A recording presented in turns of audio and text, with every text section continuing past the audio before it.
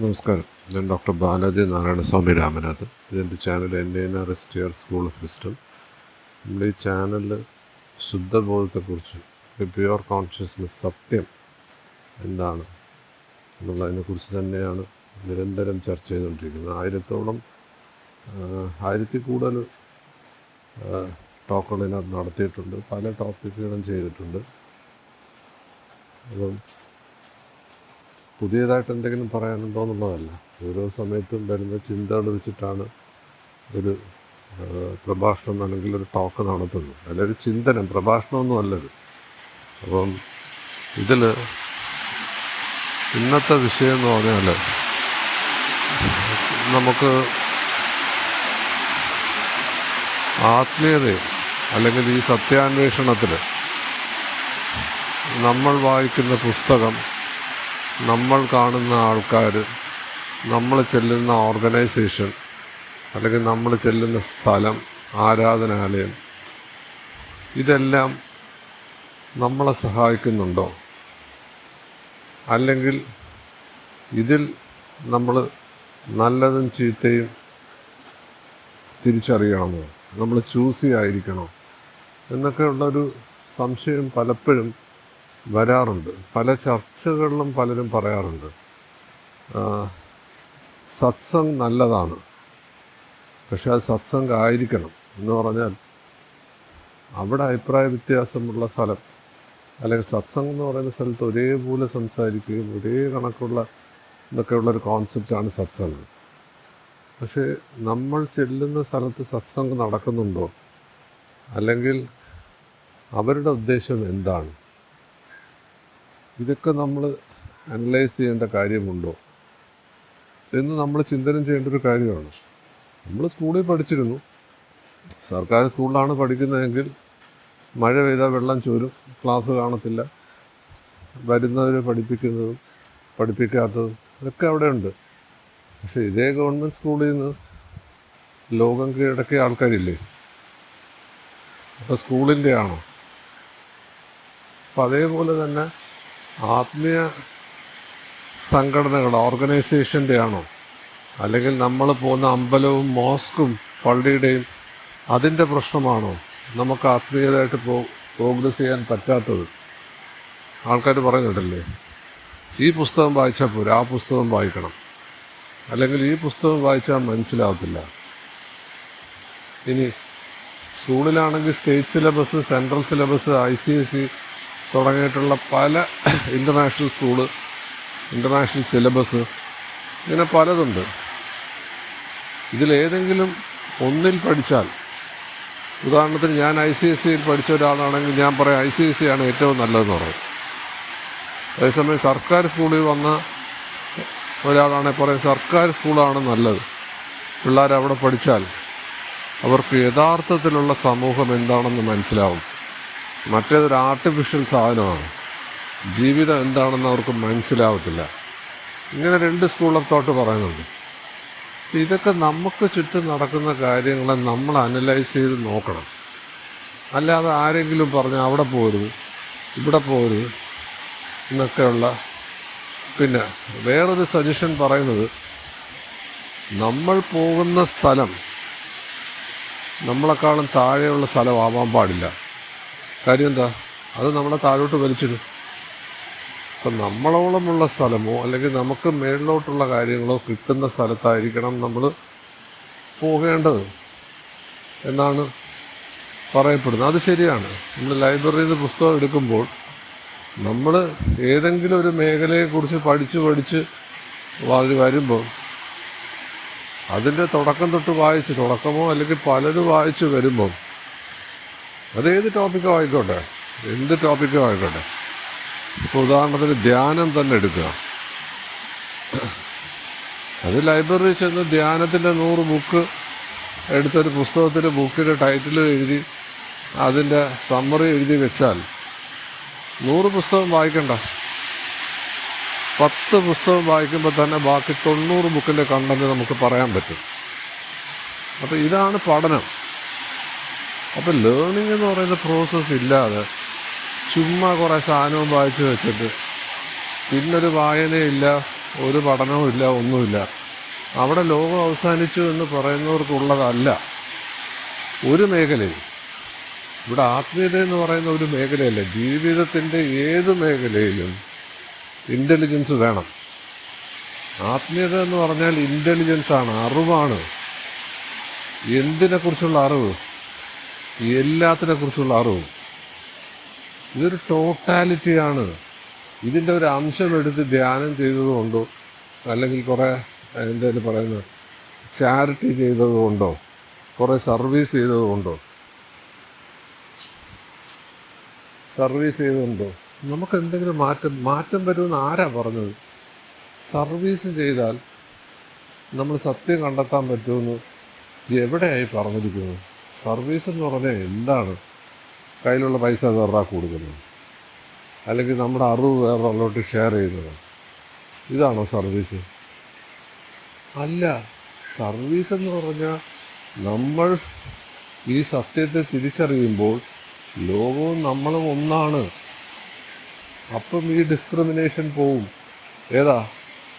ഇന്ന organisation, art of living നല്ലത്, അല്ലെ ബ്രഹ്മകുമാരീസ് നല്ലത്, അല്ലെങ്കിൽ തിയോസഫി നല്ലത്, അല്ലെങ്കിൽ ഷിർദി സായി നല്ലത്, സത്യസായി നല്ലത്, അമൃതാനന്ദമയി നല്ലത്, അല്ലെ ബാബാജി നല്ലത്. ഇങ്ങനെ നമ്മൾ വേർതിരിച്ചാൽ അത് ഡിസ്ക്രിമിനേഷനാണ്.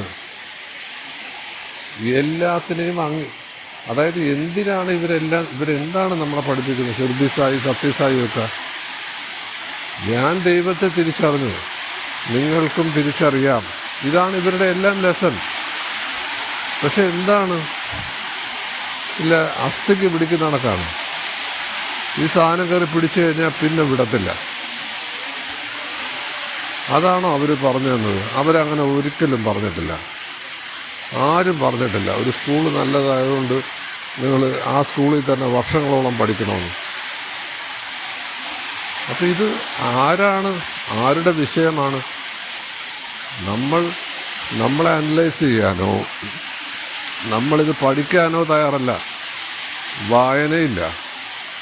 പിന്നെ ആരെങ്കിലും ഒരു കാര്യം പറഞ്ഞാൽ അത് ശങ്കരാചാര്യ ആയിക്കോട്ടെ, ബുദ്ധ കൃഷ്ണമൂർത്തി ആയിക്കോട്ടെ, രമണമൂർത്തി ആയിക്കോട്ടെ, ഇനി റോബർട്ട് ആഡംസ് ആയിക്കോട്ടെ, അല്ലെങ്കിൽ നീൽ വോൾഷ് ആയിക്കോട്ടെ, എക്കാർട്ടോളെ ആയിക്കോട്ടെ, ഇന്ന് ലോകം ഇൻ്റർനാഷണലി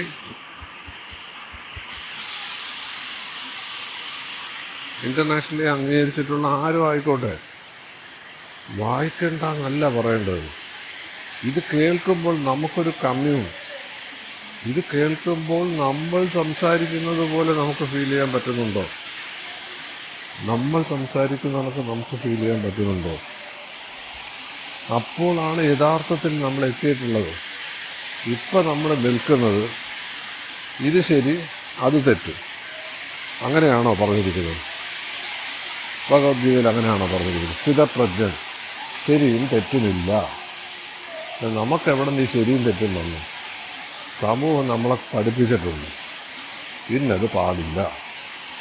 കണ്ടിട്ടില്ലേ കേരളത്തിലുള്ളവർ? ഡ്രസ്സ് തന്നെ എടുത്ത് നോക്കിയേ. ഒരു കാലത്ത് നൈറ്റി ഇടുന്നതൊക്കെ ഒരുവിധപ്പെട്ട വീടുകളിൽ ജോലിക്ക് വരുന്നവരായിരുന്നു. ഇപ്പോഴോ അതിനപ്പുറം ബർമുട, ഇത് ഇന്നും അംഗീകരിക്കാൻ പറ്റാത്തവരുണ്ട്. അപ്പോൾ ഒരു ഡ്രസ്സിൽ പോലും സ്വാതന്ത്ര്യമില്ല. അപ്പോൾ നമ്മുടെ മനസ്സെന്ന് പറഞ്ഞാൽ അങ്ങനെ കണ്ടീഷൻ ചെയ്ത് വെച്ചിരിക്കുകയാണ്. അത് ഭക്ഷണമായിക്കോട്ടെ, ഡ്രസ്സായിക്കോട്ടെ, പൈസ ആയിക്കോട്ടെ, എന്തോ ആയിക്കോട്ടെ, സമൂഹം തീരുമാനിക്കും.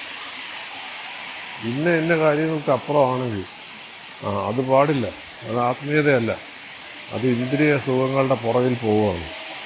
അങ്ങനെ എവിടെ പറഞ്ഞിരിക്കുന്നത്? ഇത് വാസിഷ്ഠത്തിൽ ശ്രീരാമൻ എടുത്ത് നിങ്ങൾ രാജ്യം ഭരിക്കാനാണ് പറഞ്ഞു, രാജ്യം ഉപേക്ഷിക്കാൻ പറഞ്ഞില്ല. അപ്പോൾ ബുദ്ധൻ ചെയ്തത് ശരിയാണോ? ഇതാരോടും ചോദിക്കരുത്. കാര്യം പറയാം, ചോദിച്ചാൽ നമ്മൾ അഹങ്കാരിയാണ്. അതൊന്നും അല്ല കാര്യം.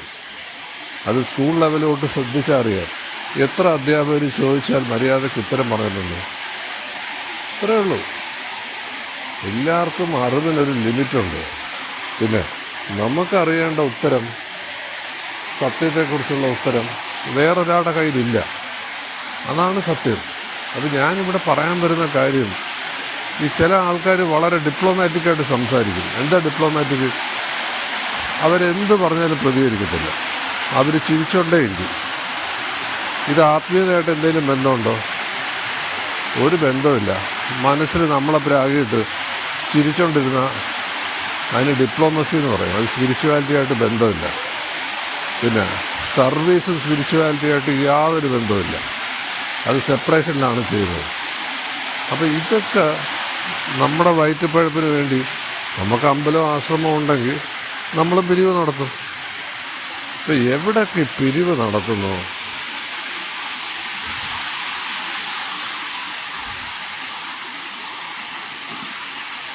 എവിടെയൊക്കെ പിരിവ് നടത്തുന്നു അതൊക്കെ അവർ സ്കൂള്, കോളേജ്, അമ്പലമൊക്കെ നടത്താനാണ് നമ്മളിവരുടെ അടുത്ത് നടത്താൻ ആവശ്യപ്പെട്ടു. ഏതെങ്കിലും ഒരു ആത്മീയ ഗുരു അങ്ങനെ പറഞ്ഞിട്ടുണ്ട്? രണ്ടായി കണ്ടാൽ ഇണ്ടലുണ്ടാവും എന്നല്ലേ പറയുന്നത്. പിന്നെയും ഇതിൻ്റെ പുറകിൽ ആൾക്കാർ പോകുന്നവർ പോകട്ടെ. നമ്മൾ എന്തിനാ ചൂണ്ട ഇത് വെച്ച് കൊടുക്കുന്നത്? ഇപ്പം നമ്മൾ തന്നെയാണ് നമ്മുടെ തലയിൽ മണ്ണിടുന്നത്, അല്ലാതെ വേറെ ഒരാളുമല്ല. അതുകൊണ്ട് നമ്മൾ ആരെയും കുറ്റം പറയാതിരിക്കുക. നമ്മൾ പഠിക്കുക, അറിയുക, നിരന്തരം വായിക്കുക, നിരന്തരം കേൾക്കുക. ഇപ്പം നമുക്കിത് തിരിച്ചറിയാം. നേരത്തെ പറയണത് ധ്യാനത്തിൻ്റെ 100 പുസ്തകം വായിക്കണ്ട, 10 പുസ്തകം വായിച്ചാൽ മതി. ബാക്കി 90 പുസ്തകത്തിൻ്റെയും കണ്ടൻറ്റ് ഇതിൽ നിന്ന് കിട്ടും. അത്രയേ ഉള്ളൂ.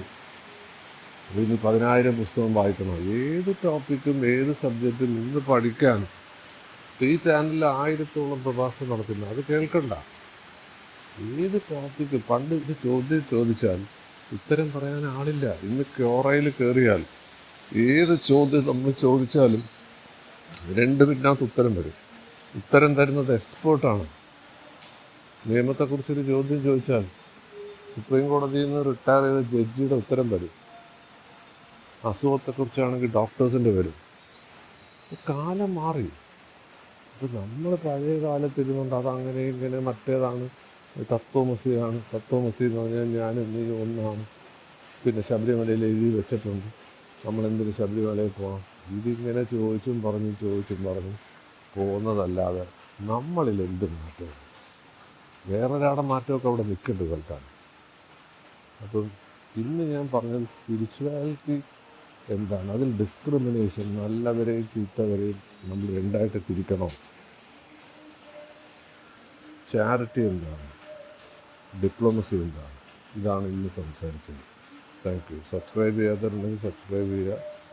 ആർക്കെങ്കിലും പ്രയോജനം ഉണ്ടെങ്കിൽ അതുമായിട്ട് ഷെയർ ചെയ്യുക.